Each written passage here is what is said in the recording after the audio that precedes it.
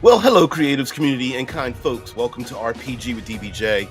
And yesterday brought up a pretty good subject, so I thought it would take 2 days to defend either side. So today we're going to talk about your classic, unredeemable, evil goblinoids. This has always been a seasonal thing. Sometimes we go through like hit points suck, hit points are great.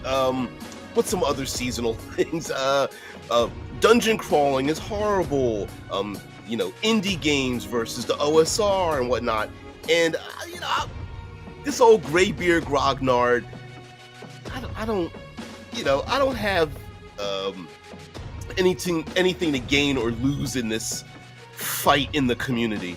But it is kind of a fun thought process to go through to defend a side, to be a debater. Sometimes you have to pick a side even if you don't agree with it. I don't necessarily agree with either side. I think all creative endeavors have value. So I thought I would take today and defend bioessentialism, that goblinoids are evil no matter what. And for many of us who have been in this creative space for 30, 40 plus years and are creators and want to have creative endeavors and other things, let's talk about it. But first, intro, and then we'll get into it kind of deep. And of course, if you're here live on Twitch or YouTube, please jump in the chat. We're just going to discuss it, have a good time, like sitting around a table before or after a game.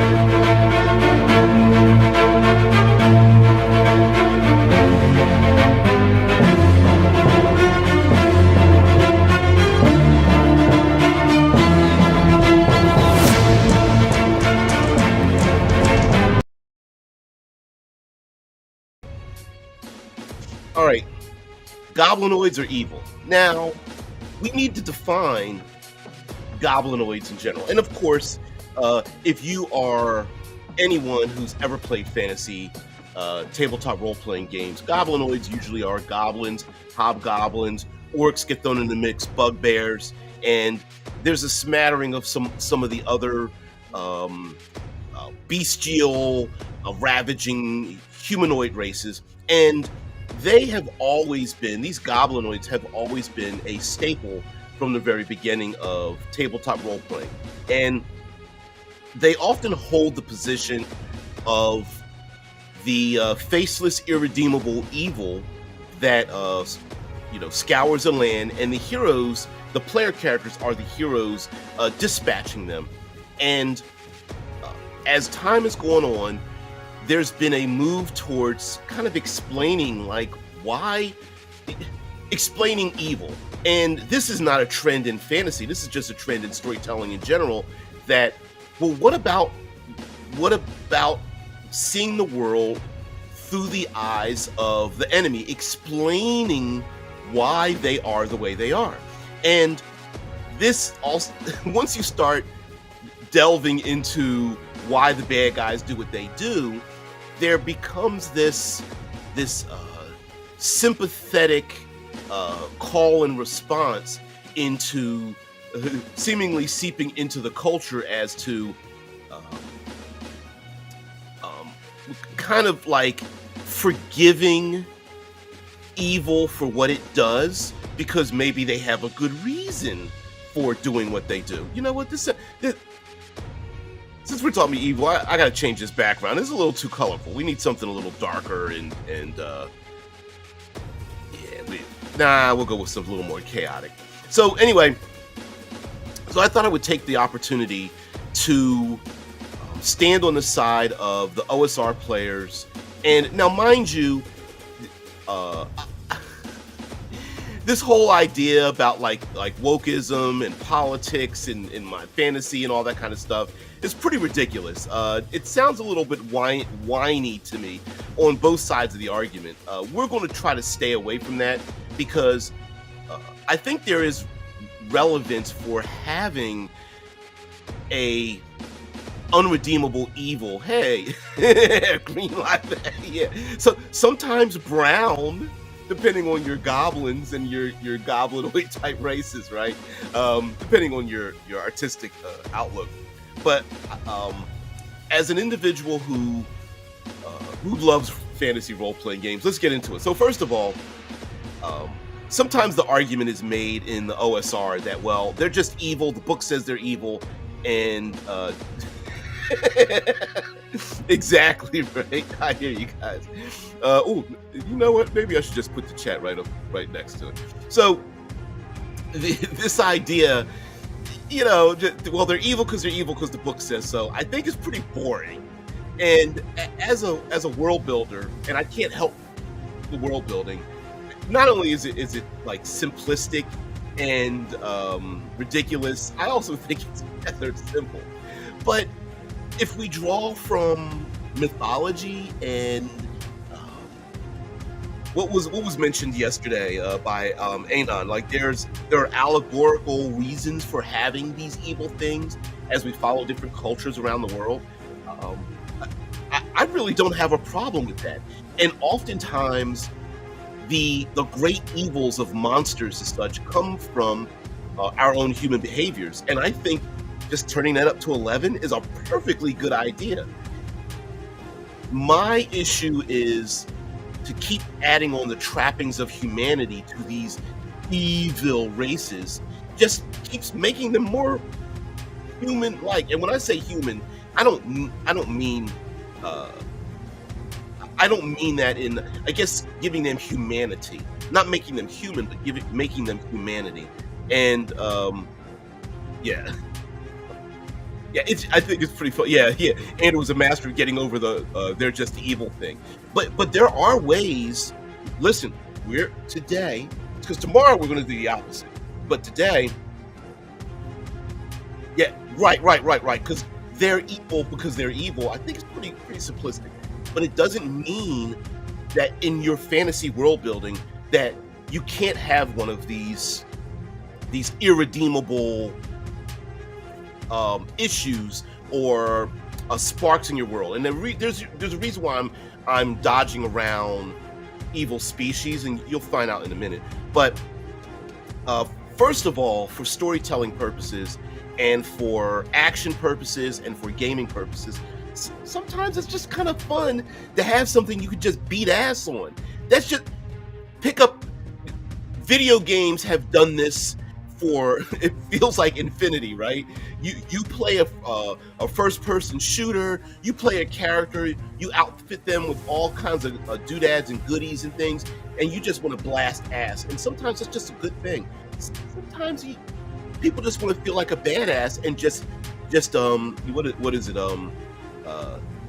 kick gum and take ass or whatever it is. I don't know whatever the flip the terminology, but that's kind of fun. And a vast majority of tabletop role playing games use combat as their dissemination of success and failure and badassery. And so having something like that in there. Now, mind you, there are other things we use in these games, in fantasy games, like undead creatures or fiendish monsters or hordes of spawned vampires or I don't know, non-humanoid type monsters and things like that. You can do the same things, but right. And getting past we're not going to debate like what is evil at this point. We let's just say that any action that takes away the joys and freedoms of others, that selfishness, that destructiveness, rampant destructiveness, is going to be built into what we're going to design today.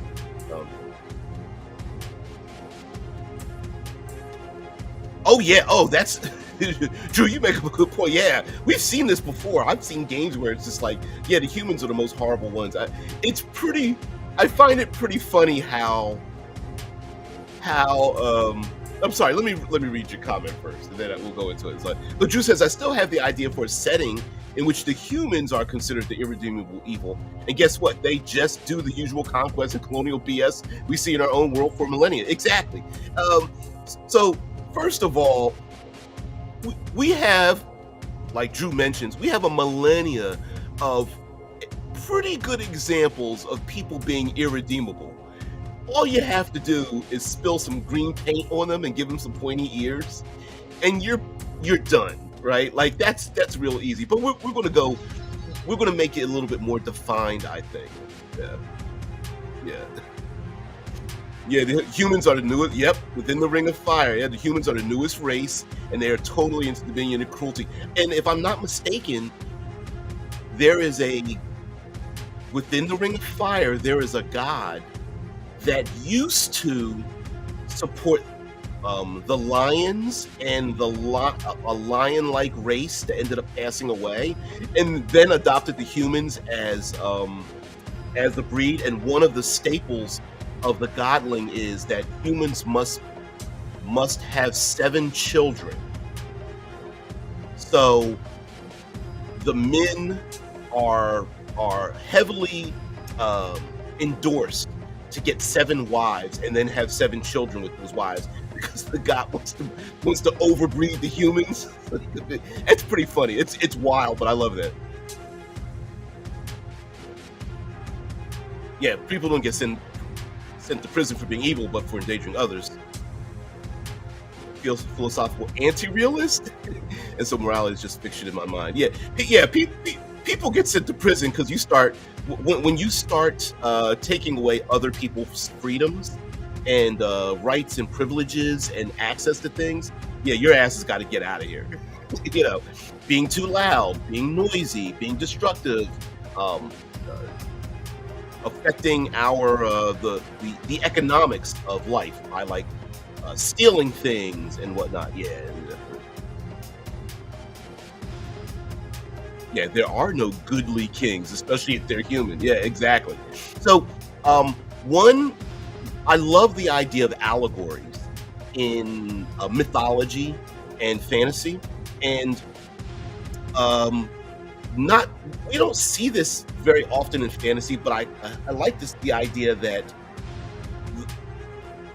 within the fantastical world, the more you engage in some of the baser, let's go with like the 7 deadly sins, right? The more you engage in those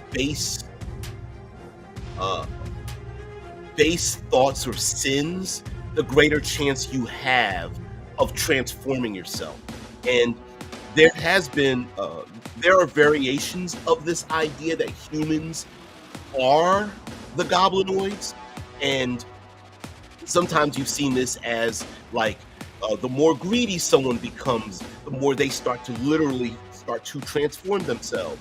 I've heard of the idea that for each human there is like a shadow person. There's a becomes a physical manifestation of your evil tendencies. And when I say evil, it could be lying, it could be thieving, it could be engaging in lustful ways, it may be being very prideful and whatnot.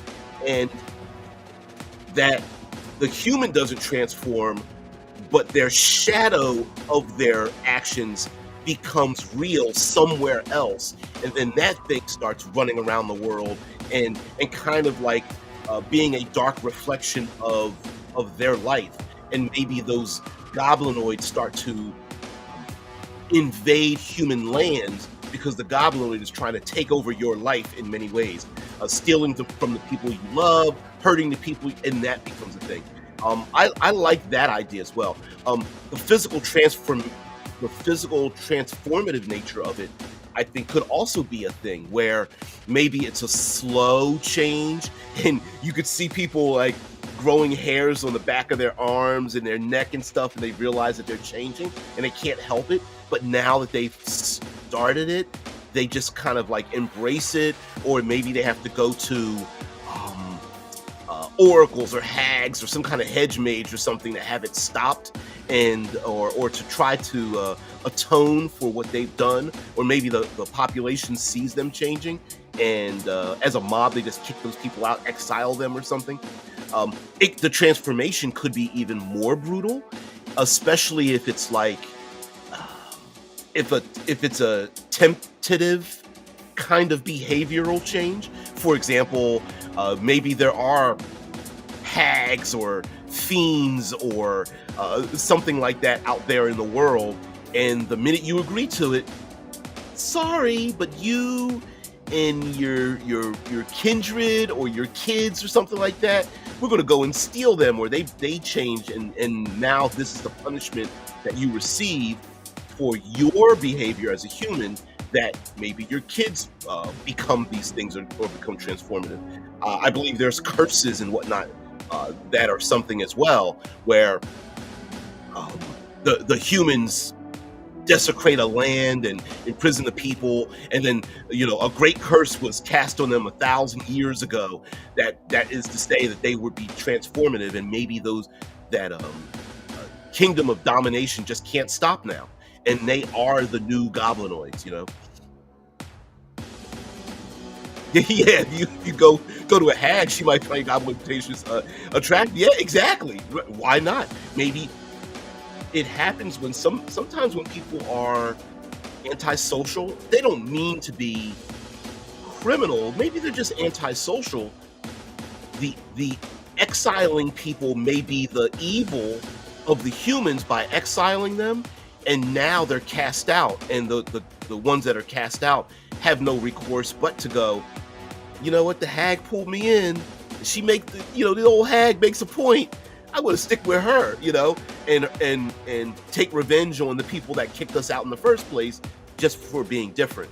Now, when you start to get into that, then it becomes like, well, are they really evil? Maybe they're kind of the good guys, and I want to stick with like true, they need to be eliminated kind of evils of goblinoids.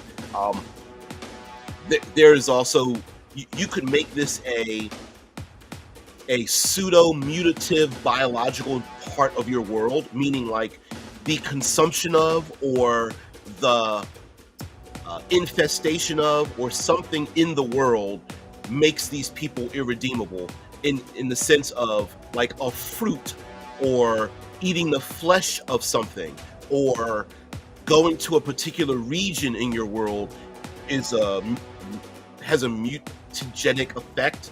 And so once that happens, it just breeds through your entire family line, and therefore those deviant things just breed true. Similar in aspect to like a classic zombie mutation.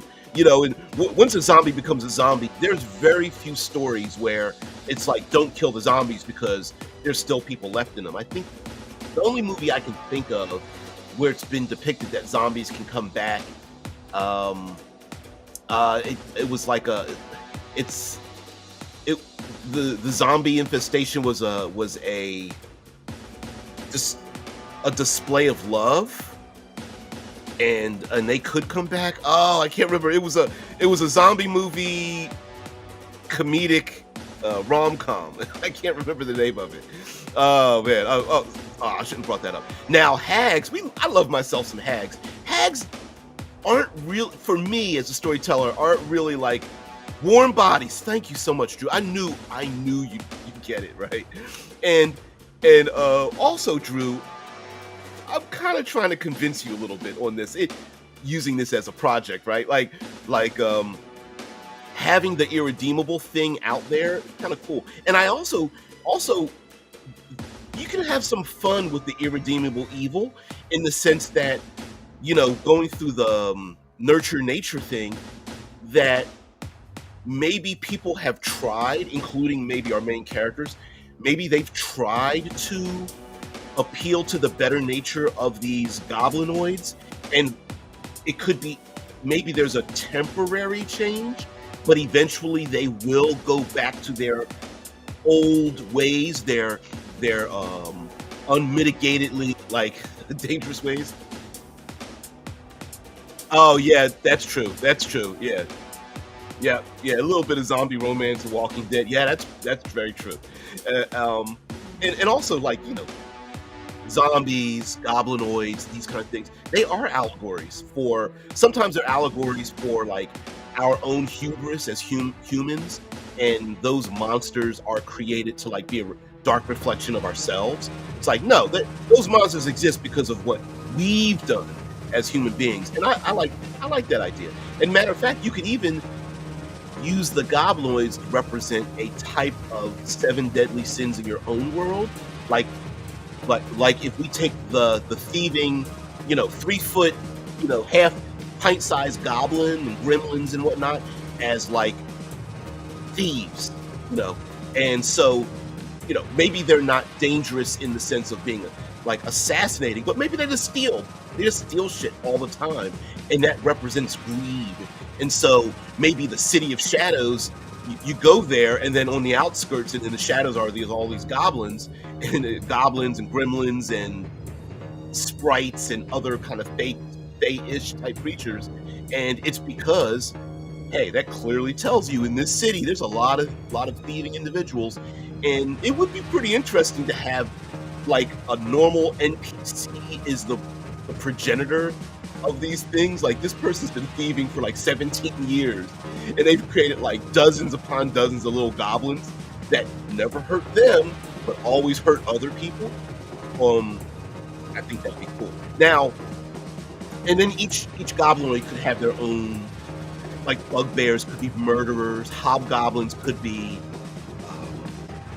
organized crime or something. I'm trying to think of some other goblinoids. Orcs and hobgoblins kind of they seem similar-ish.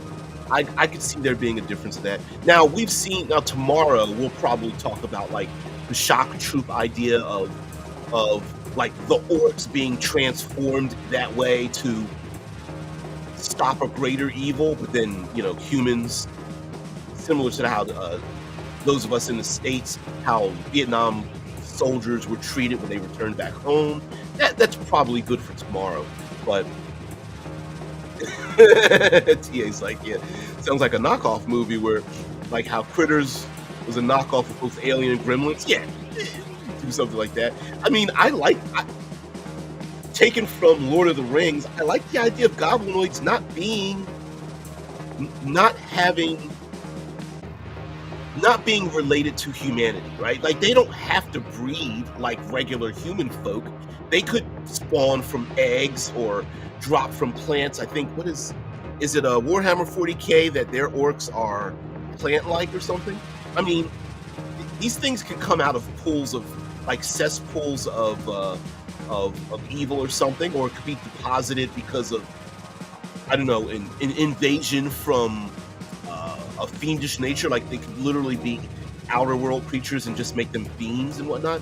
We often don't see the origins of monsters. I think sometimes is important as well. Heck, just being bitten on the wrist and you're like lycanthropy and vampirism, goblinism or goblinization could be a thing in your world that could be cured, or is like a disease or a poison or a mutation or something of that nature where it's difficult to come back from it. Yeah, cool. Drew says, yeah, I think the Warhammer orcs are more spores than plants. That's it, yeah. And more spores, right? And why not? Why have them be related to humanity at all? They don't have to breed the same way. They don't even need to be. And if you want to make them like pure cannon fodder, they don't even need to be children and women. Like, there's no need to even have that. So why bother putting it in the game world as a world builder, right? We often like to keep our fantasy to one side and our high technology to another. But if you don't mind a little mixing of the two, because back in the day, both used to be under the same categories, both in literature, both within the writing and externally. I mean, maybe this has been a long-standing invasion from a force that has landed on the world a dozen, 100, 1,000, 10,000 years ago, and this is the remnants of that invasion. And they just came from New World. They dropped the spores, or I don't know, goo-filled packs or things like that, and they grow from these. They hang from the ceilings, and eventually they um, I don't know, like a chrysalis or a cocoon or something that spill from it in that goo, that really cool like Hollywood goo, and they just go around ravaging things. Why not? Um, they could even have a they're like zombies. They don't need to. Our goblinoids don't need to live and act like human beings. For example, they could go into a like a kind of a stasis, or mushroom orcs, yeah. Orc gangwaves, yeah. Yeah, yeah, exactly, right? Like, you don't need to have that, right? Yeah. Do you think it was for reason of political correctness that they made the orcs be fungal creatures? I don't. For Warhammer, what do you care? I don't think so. But why not, right? Uh, mm-mm-mm. See, I like that. Drew mentions that I have for my stand setting the orcs being plants and trolls are somewhat fungus or algae. I love that idea. I love it. I love it a lot. And their propagation through the world could you could incorporate all of that, like in the HBO televised version of The Last of Us. They, of course, it's about based on a video game about fungal zombies, and having like trolls or orcs and goblins like hold people down, and having like the fungal spores like spit into people's faces and things like that. Why the hell not? You know, and it doesn't have to be. It's not like you have to add it to a stat block, right? Maybe it's something that you really can't do in combat, but you sure can capture people and transform them that way. TA says that reminds me of the theory I presented that creepers from Minecraft are actually fungus, and their explosion was them spreading spores. Yep, could be plant-like. Hags. Let me go back to hags. It's pretty nasty, but I love hag's milk, right?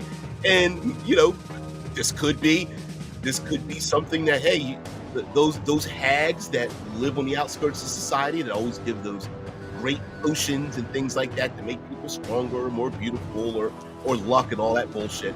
Like, maybe the hags every once in a while they're like, you can drink our hag's milk, but at a certain point in time, you're going to be one of mine. Or those hags, in whatever way you would like to describe, give birth to these goblinoids, and so the hags are kind of like their moms, and they just keep sprouting them out, kind of like the xenomorphs. I don't know if the hags, you want them to be, I don't know, arachnid like with something on the back of them, just like squirting out these like in a hive or something. Yeah, the mycelial, that's it. The mycelial network is able to connect various other plants like trees so they can send chemical signals of danger and such. And see, that's even greater world building, tying in like trolls and treants and other plant-like things, and maybe that's why humanity gathers in like city states, and it's dangerous for humans to travel out into the world, because the goblinoids have like dominated the wilderness that keeps growing in, that humanity can never really have traveled. It's always these adventurers that have to hack their way through the unmitigated growth of the plants and such. And you can go away from plants and whatnot too. Yeah, hive minding. The orcs can use photosynthesis. I love that. And not just with visible light, but the entire spectrum of light. Imagine orcs thriving in highly radioactive regions. Great. And excellent. Perfect for like world building. Yeah. And listen, today we're defending the irredeemable nature of them. So heck, even hacking them up, maybe they don't have bones and blood like we normally think. You know, green splurting out and all that kind of business. Also, we could have a side effect, not quite troll-like, but you know what? The more we gotta slay the orcs to get to the resources that humans need to live, and to maybe the orcs and or the goblinoids have taken over what was once a very expansive, goodly, utopian world, but now people are struggling, and humans are trying to fight back against the darkness to reclaim those things. But maybe killing them soils the ground, the world, to just spawn more of them. So maybe not 5 rounds later, but maybe killing a goblin and their blood seeping into the ground is just going to grow more of them later on. And they need to have behind them people to like consecrate the land and whatnot, and try to set up like vanguards or beachheads, or I don't know, something like that in the world, so that they don't keep growing and keep expanding, because just slaughtering them and keep moving on is actually not really a good idea. And so it could put the heroes kind of in like a situation where it's our main characters are necessary to go out into the world, but at the same time they're also the reasons why some of these evil deviant creatures keep growing, which would make them a little bit, instead of them being complete heroes like yay, maybe society is like, you guys maybe shouldn't go out there, it's kind of your fault as well.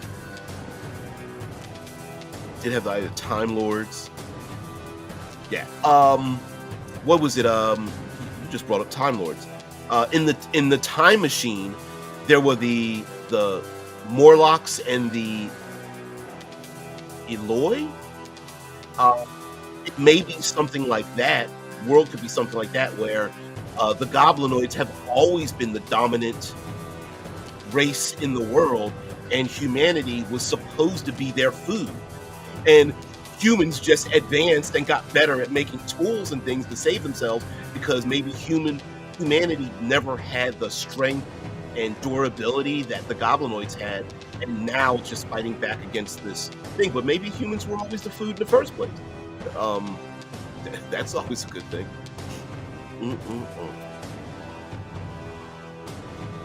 The plant cells like a bamboo, which grows wildly. Like fibrous photosynthesizing, use light from silica-based things. Yeah. Now, if we want to go with, TA, you're the scientist of the group. The light is then used by the plant portion to consume CO2 and ammonia and such to make proteins and reduce to O2 releases. That's why plants produce oxygen?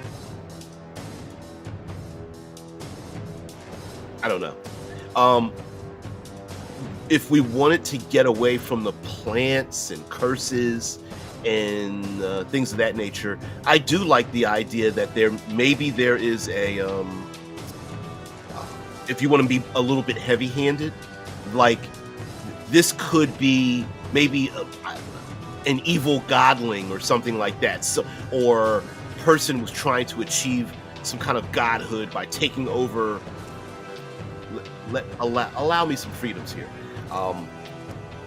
The blood of an evil god was slain, and as their blood dripped to their dark ichor or whatever dripped to the world, it spawned. So maybe there are these like dark storms where it literally rains black, putrid fluids or something like that, and they could just be a natural part of the landscape where everyone knows here's the season, and then this black stuff just starts dripping off of the homes or raining down the sides of mountains and whatnot, and everyone's like, oh man, it's just, once this stuff pools during this season, we've got to get from A to B, because out of this is going to grow a bunch of stuff. And the player characters, as well as maybe even in the world, maybe there are consecrators, maybe there are defenders, maybe there are these individuals that try to go around and bleach out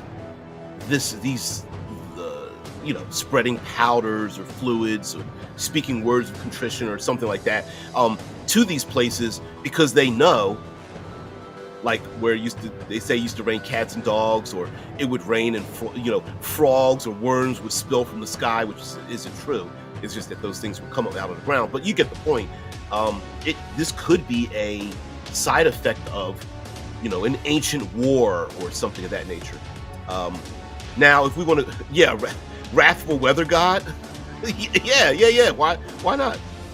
Bamboo-based orcs. I like that.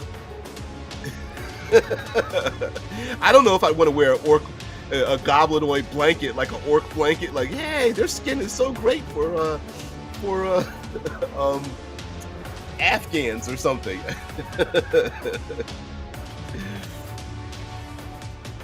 He's so silly.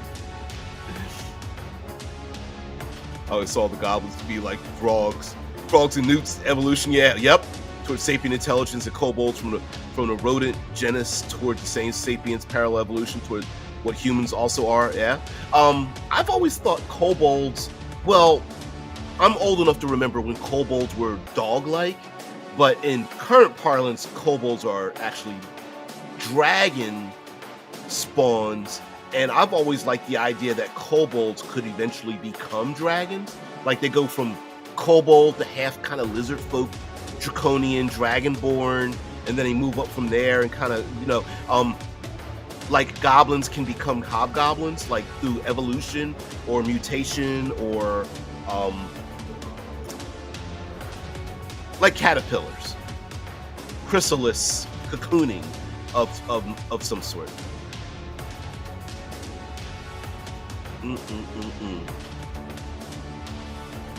Yeah, there's a lot of that. Now, this could be a test of some sort, that a millennia-long test of humanity in terms of, go back to the 7 deadly sins, and each goblinoid represents one of the sins, and humans can defend themselves from the goblinoids by engaging in those sinful acts, and the goblinoids will then leave them alone. So it could almost be like a weird recruiting tool, in the sense of, no, the bugbears aren't going to murder kill me, because the bugbears are based on murderers, and if you become a murderer, the bugbears will embrace you into their fold when you get exiled or have to run from a murder that you just committed. Yeah.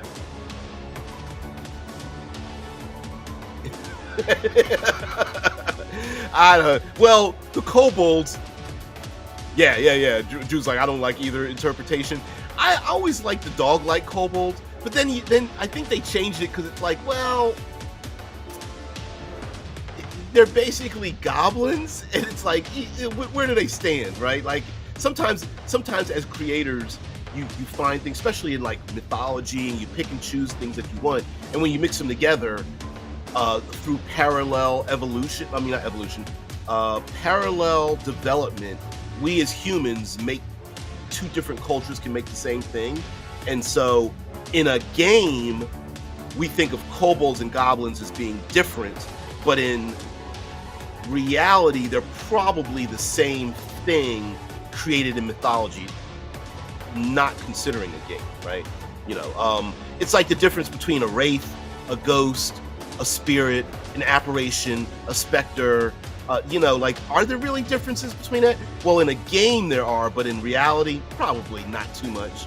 It just depends on where you've come, what culture you belong to, and what you're listening to. A ghost in Japan and a ghost in Madagascar and a ghost in northern Canada, are they exactly the same? I don't know,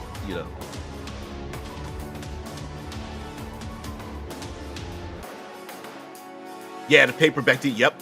For what it's worth, a kobold is a general or generic name for the household spirit in German folklore. Exactly. And pulling from that, I think it's kind of cool, right? Like the whole fae,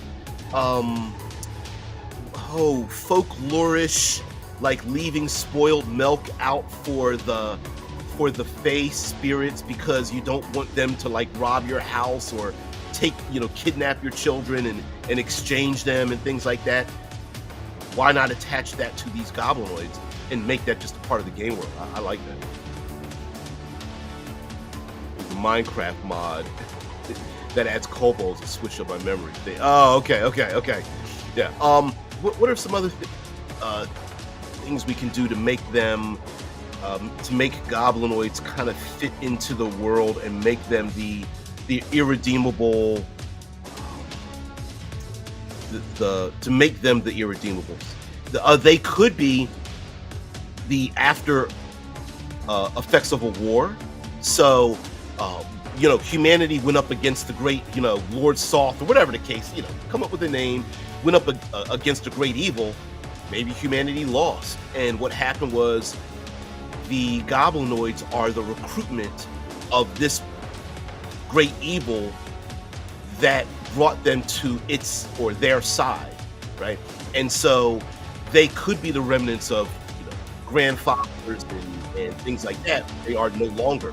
So giving them the humanistic trappings, clothing and language, and living in the dominated places humans used to live, or humanity used to live, is because they are acting out in a bizarre pantomime their old lives, but it's not quite the same way. So maybe there's art, but it's not real art. It's just like scribbles, and they're oh man, I'm getting too close to the redeeming, but it doesn't have to be that way. What's another thing? It could be like Alien and the Xenomorphs, goblinoids doing chest bursting out of human beings because of something inside of them, or a lack of atonement, or a fruit they ate, or something like that, a poison, a disease, that black fluid that rained down from the sky, and them consuming some of it in being rained upon, and it got in their eye, and they're like, no, and then eventually they get home and it was like, you okay? No, I'm fine, my stomach's just gurgling. And then a goblin rips out of their stomach and skirts off into the distance. Or people find their loved one that went out into the barn, and they realize, and they look in the barn, and it's like strung up with xenomorphic tendrils all over the place, and you realize that there's like a dozen neighbors in there too, all chest bursting, and you're like, oh shit, the goblins are out. Oh no. Yeah, goblins are pejorative view and Jews, very different origins. Yeah. Oh yeah, worldwide. Yeah, Drew, because no, kobolds related to the metal kobold. They are. That is the station of insanity based on the orcs. There's a lot of that in our histories, right? Things like monsters were created from things that happened, parallel things that happened in real life, like epilepsy, cultures that lived on the other side of the valley or the river, or, you know what I mean? And then the home culture labeled them. Hell, in comic books, there was a lot of that. What do they call it? The yellow scare or something, and they drew people from our point of view in the States. They always depicted Asians with like pointy ears and yellow skin and kind of goblinoidish, the same as was done with Lovecraft and so on and so forth. Horrible to do that, but in fantasy, there's some people who they want a guilt-free gaming experience. And I think by removing the humanistic portions of goblinoids, I think that would make it a better world-building event. And mind you, two things can sit side by side. So, for example, and I don't know why I do this in my own headcanon, orcs could be completely removed out of the goblinoid family of sorts, so that orcs may be the closest thing related to goblinoids, but they're not the same thing. And they could be treated like such, but they aren't the same thing. Whereas the goblinoids, which aren't player optioned, could be the irredeemable evil, and therefore they don't have humanistic traits. And there could be some kind of like fear of the goblinoids taking over humanity. Like maybe people remember generations ago, or like elves and dwarves have been known to live very long. Maybe they remember where they never used to use weapons like that. They never used to be able to light fires and have their own language, but now they are doing it, and they are now learning magic, and they are building machines of war, and they're learning the arts of humanity. And maybe that is another fear as well, that they're taking a step towards, they're moving up the evolutionary scale as fast as a generation, and that very well could be a thing. If we want to go for the tentative aspect of it, NPCs could house and protect goblins and goblinoids in exchange for other capabilities, i.e. those NPCs become other monsters in your game world. I love the human-faced monsters like manticores and harpies and naga. I can't remember some of the other ones, but there could be a promise of power and such. Well, yeah, Drew. Yeah, that racism against Asian people is still very common in the U.S. I mean, just look at how Raj is treated in Big Bang Theory, and that was just a few years ago. Yeah, well, let's be honest, right? The United States is based on it's always been built on a tier system, and like as a black person, we've moved up and down that tier as every new culture kind of gets absorbed into the United States. And like a gang, when you try to join a gang and they beat the hell out of you until you're accepted into it. It's kind of like that, right? Like it's basically cycles of that happening over and over again. And depends on what tier. Are you a tier 5? Are you at rung number 3? Are you down at number 7? And we just do that over and over again. Every time we brought that. The settling of this country started it, and we just never stopped. Oh man, sorry. The crud is creeping up again. Now, allow me to go into deviant cultures. Now, in the game world, instead of just saying I'm trying to appeal to the OSR individuals out there. So instead of just saying all goblinoids are just evil and just leave it at that, you could have a culture that's irredeemable. And this is weird to say. Creatively, the good reason for having an irredeemable culture is not to say that all the bugbears and all the orcs and all the goblins just come from a despicable culture, i.e. we can just murder, kill them whenever we want to. That culture could then be an umbrella for all other kinds of things in your game world.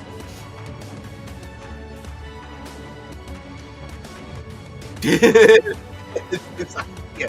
there's a lot of that too, right? You know what?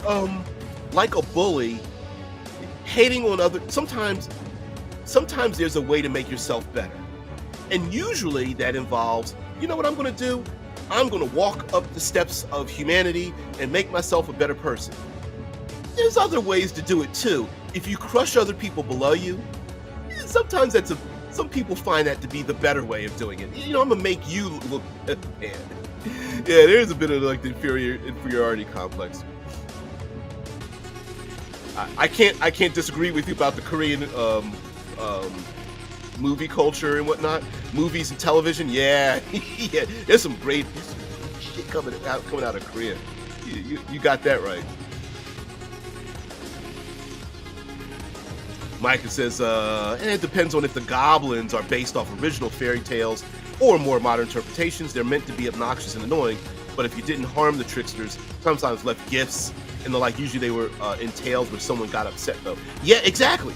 I think pulling from like fairy tales and things like that and adding it into the world. Now, again, we're making the argument that they're irredeemable. And so um, throwing the goblins into to literally make them fey creatures, I think is something that's been missing. I think it's, like we were talking about them being plant creatures, but making them fey creatures themselves, I think makes perfect sense, right? Hey, you know what? If you leave them alone or leave little trinkets out for them to steal, then maybe they won't steal your good shit because you've got like the cool trinkets, which is a very OSR kind of thing. Like, hey, I found a 5 copper piece trinket, but the goblins think it's so cool that they'll fight over it and leave all my good shit alone. That makes perfect sense to me. It's kind of an appeasement for them. And mind you, maybe they get bored and maybe they might come along. And also, the goblins don't need to be like roll initiative fight them.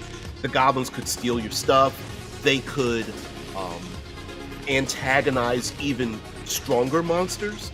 So if you let the goblins go, they start poking and prodding like the trolls and the owl bears and the giant spiders, and they start poking and prodding them to make them, like, the goblins themselves are too weak to fight the heroes head on, the adventurers head on. But what they do is they create these conflicts so that they just take from the winner. You know what I mean? Like, oh, the adventurers got killed by the giant spider. Great. We'll just sneak into the giant spider. Doesn't care about the treasure. We'll just sneak in afterward. Or the adventurers kill the giant spider, which has been killing us. Yay! You know what I mean? Like, that could be a thing as well.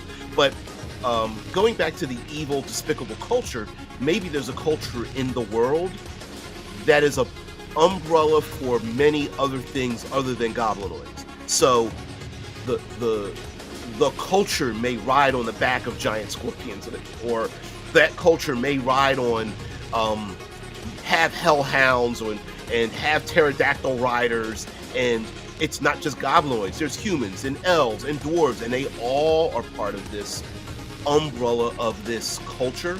Kind of like I'm picking on, although I know I'm being incorrect here. Is it the Red Wizards of Thay that's in the Forgotten Realms? I know I'm butchering the canon, but what I mean is that there could be something in your world, and although goblinoids are the main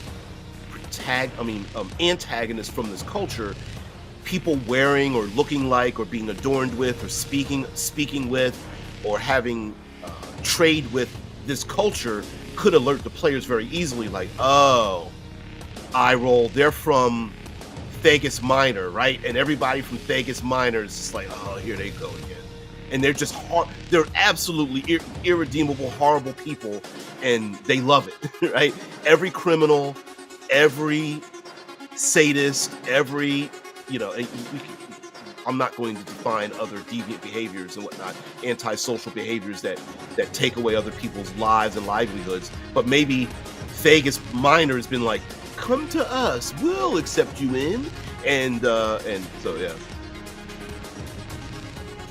Elves make much better irredeemable folks. Yeah, that too. That aloof nature is great to justify their lack of empathy for others. Who's to say the elves aren't the progenitors of the goblins and the goblinoids? That would make a pretty good setting where, everyone's just like, oh, kill the goblinoids, and the elves are just like, no, we created them, or we cursed them, or they're our slave labor, or something like that. Like, we're above all that. We don't touch the dirty stuff. They do it for us. Yeah. Micah says, in my own setting, they are Fae, but they have an extreme tribal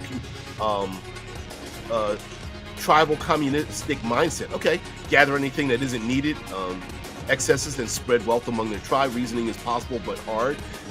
You're getting to see now you're trying to empathize. I'm not saying you're good. You keep it for your setting. Please bring it up, or we'll bring it up tomorrow, right? If I remember. I get a little bit scatterbrained a lot, but yeah. Making them a real culture is defending the idea that they're not evil in the first place. They're just different. But today we're defending the fact that we want to make it easy to murder kill them, and why we want to have that in our world. Yeah, they absolutely don't get the notion of personal property, which could be a cultural thing. Yep, as more than something you make personal yourself for yourself. Yeah. Elves living so long makes the long view perspective difficult to understand. Short-term planning. Yep, even it might take a human lineage a few generations, and definitely makes the aloofness, right? Like humans are struggling to survive, and the elves are like, yeah, but whatever. After 3 generations, you won't remember it. So, the elves are like, we could wipe you out right now. You won't remember. You won't even be upset about it. Like Thanos snapping his finger and getting rid of half of all life in the universe, right? It's like, yeah, but the next generation that wakes up on a world that has extra resources, they're not going to remember. But anyway, guys, thank you very much for letting me just rant and talk a little bit about it. I'm sure there's other ways to do it, but as a person who is a proponent of the OSR, I think the idea of like "don't move my cheese" is a little bit. It's kind of a really bad form argument. Like, well, it's that way because it's tradition, or it's that way because the book says so, or they're just evil, I don't even want to explain it, kind of thing. I think that's bad form, right? We've come 45 years of tabletop role playing, at least as far as I remember it, and we're intelligent enough and creative enough to not have to use bad faith arguments to defend a position. If you want something in your world that is that way, that's fine, but you can't police imagination. Like, you just can't do that. You can't police art. It just isn't a thing. Yeah, and we did not even talk about goblin mode today. We didn't. Right? But yeah, so there's plenty of reasons why. Like I said, like, you make a culture in your world, and everybody that adheres to that culture, maybe they're completely despicable. Okay. And that way you don't even have to limit it towards the goblins and goblinoids of your world, the bugbears and whatnot. Maybe there's other things. You move on. Ogres, trolls, giants. I'm trying to think of some other humanoid monsters that gnolls and whatnot, right? Like, I think most recently they were saying like gnolls are literally demon spawn, the fiendish spawn from eating the flesh of like things. Oh, you've never heard that? Don't move my cheese? Don't be careful. I think it's the name of a book. Don't move my cheese. Oh, no, it's Who Moved My Cheese. And there is a all right, so let's and there's a title to it as well. There's a title to, not a title. There's image. Let's see if I can find an image here.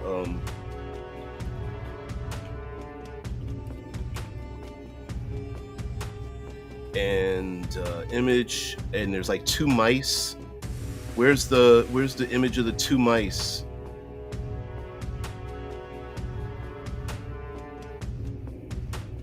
I can't find it. Oh, I know. I know it's on a cover. No, that's not it. I can't find. Anyway, there was an image.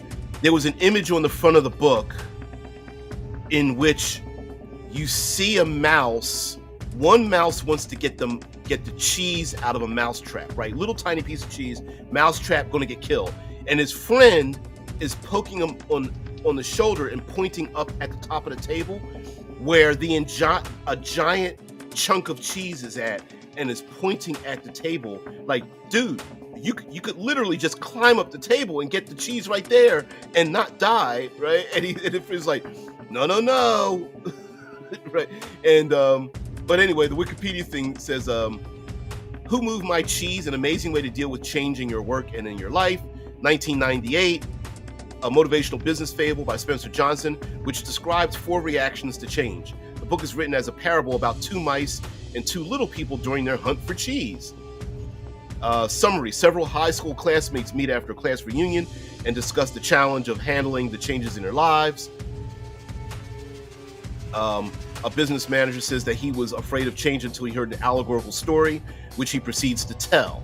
In the story, 2 mice and 2 little people the size of mice live in a maze. The mice, named Sniff and Scurry, are simple-minded and instinctive. They run the same path every day, eating cheese when they find it, but are always ready to move on. The little people hem and haw, get it, search for a special kind of cheese that makes them happy and fulfilled by keeping track of where they have found it before.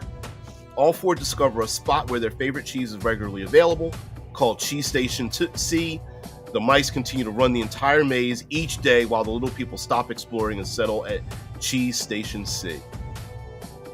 And it goes on and on. Yeah, and the idea behind Who Moved My Cheese is just that, like, sometimes people, no matter how horrible a thing is, people get used to it being that way, and yeah, it's just the thing. Yeah. Where the cheese at? Forgotten masterpiece.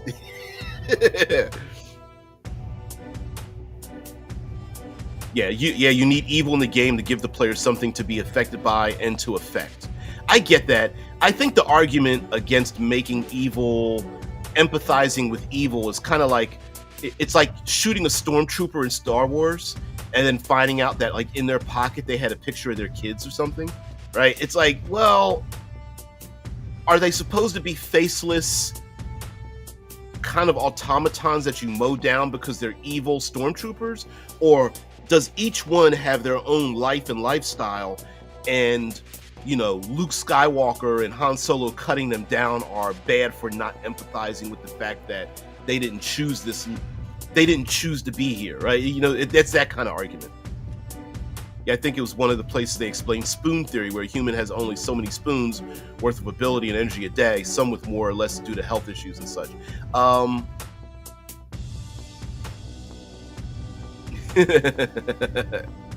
Ruthless Mbessa, the mentality of the wolf knows no mercy.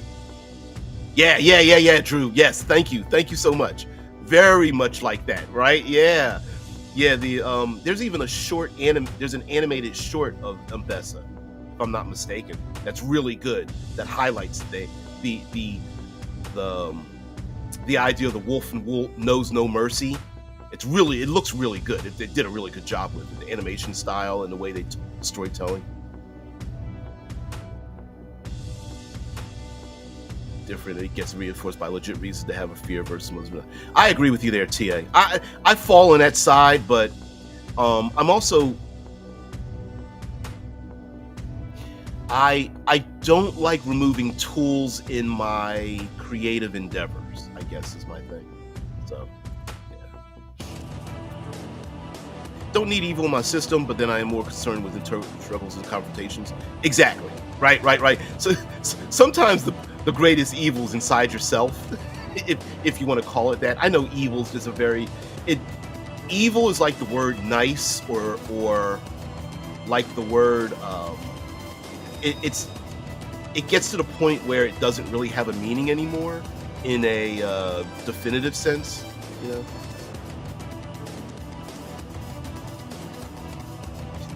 Skin being just the first layer of clothing you wear, thus why I call it a birthday suit. That's awesome. Selfishness for survival can be oblivious of others being harmed. Yeah, intent doesn't change the outcome. Evil is knowing it will harm, but doing it anyway. Can I add to that before we get out of here? I would also say your reaction to performing a selfish act afterwards, I think, is also indicative of whether you're evil or not, right? Like, you could steal food from a place and feel guilty about it, and then want to pay that store owner back for the theft that you had, right? Like, there is people can do harmful things to other people but what is their mindset in doing it, right? Are you feeding someone because you stole that food, or did you just want to do it because you wanted to, are you part of a mob? What's New York being overrun by shoplifting and thieves and things like that? You're just doing it for the cash because you don't care. There's many people who've done horrible things. PTSD is for me, and I'm no authority on this, but PTSD for soldiers, in a way, is the side effect of a person with empathy having to do very terrible things, right?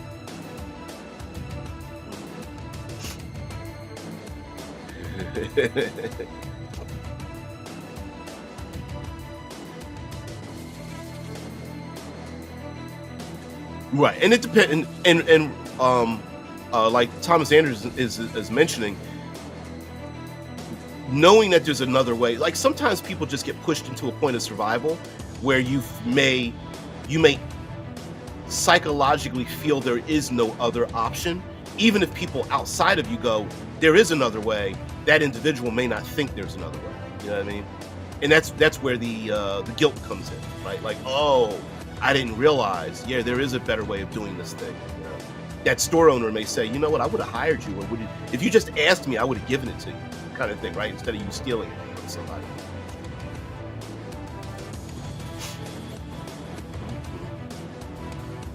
The Blood, Sweat, and Tears music video. Yes, that was great. You also seen the Welcome to Noxus video with the bite mark song? That's a continuation after Arcane. No, I have not seen it. I haven't seen it yet. Yeah. I know it's there too. I got to get back into it.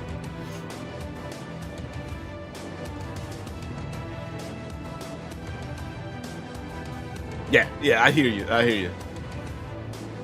Yep, the lesser of two evils is also a common phrase for a reason. Exactly. I mean, the idea of sending soldiers to war, you are training and conditioning human beings to murder, kill other human beings for a good reason, is the lesser of two evils, right? What was it? Everyone thought that World War II was the last just war because of that very reason, right? So in many ways it could be described that. My brain is butchering history, but you get the point, right? Yeah.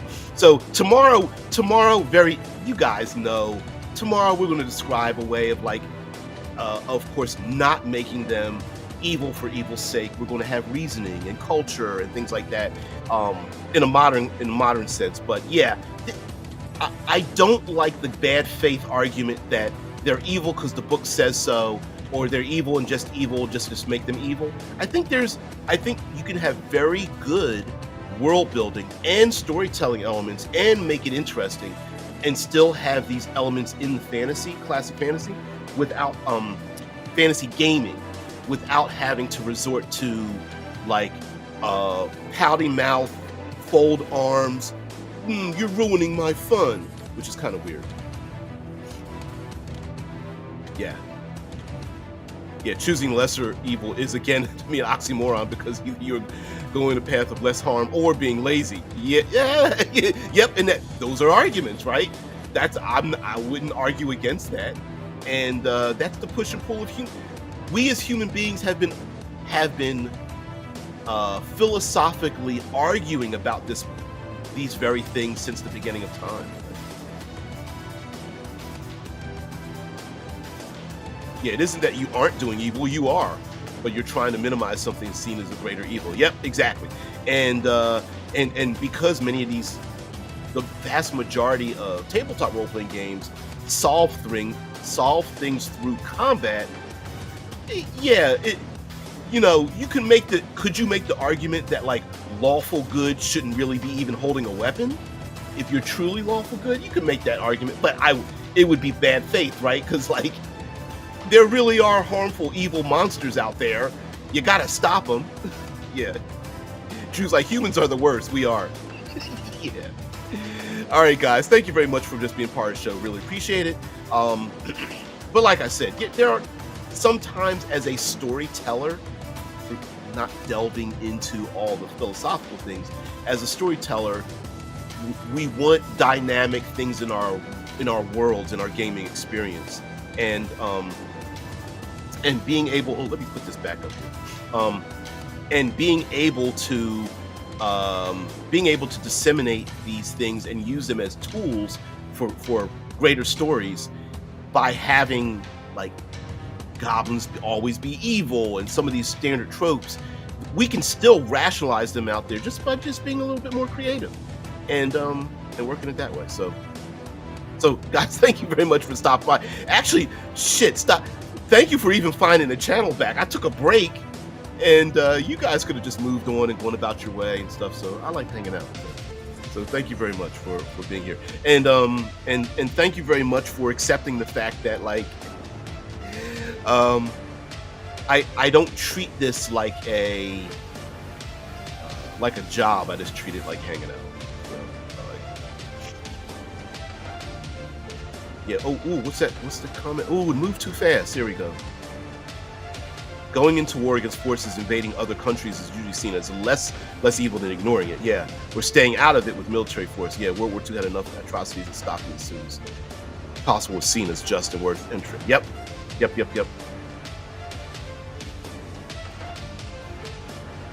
Happy Monday Part 2, the retribution of intrinsically irredeemable evil goblins. That sounds like a really fun title to like a book. Like Part 3, the trilogy, the retribution of intrinsically irredeemable evil goblins. Return of the evil. Yeah.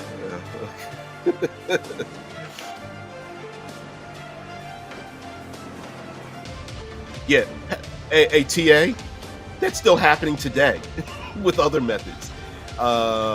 Like all the mega corporations and the billionaires that don't pay taxes in the states, and the banks that are like, not only are we going to hide their money, we're not even going to let you know where it's at. Yeah, hell yeah, stealing from the rest of us. Anyway, guys, have a great. We could talk about that at another time. Making adventures around economics. I thought about because economics is just pretty much boring, but I was like, I wonder if you could make adventures around that.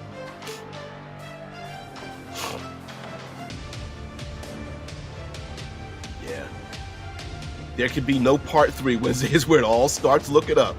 Yeah, there you go. So anyway, guys, thank you very much for being part of the show. I really appreciate it.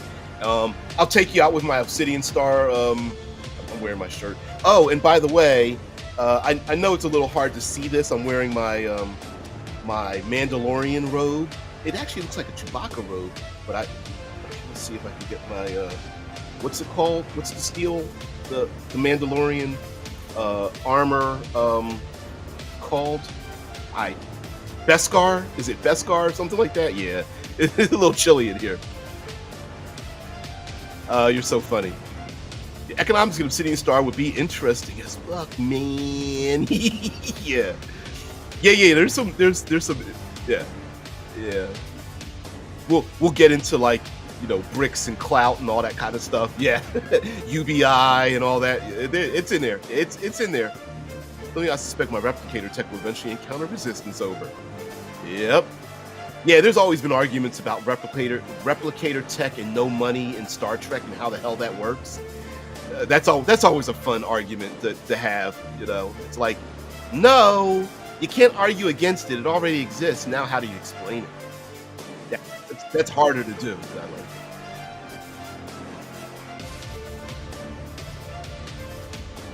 There is that too. All right, guys, have a great one. I'm not going to keep you around. You guys talk amongst yourselves. I will see you later. Peace and tranquility.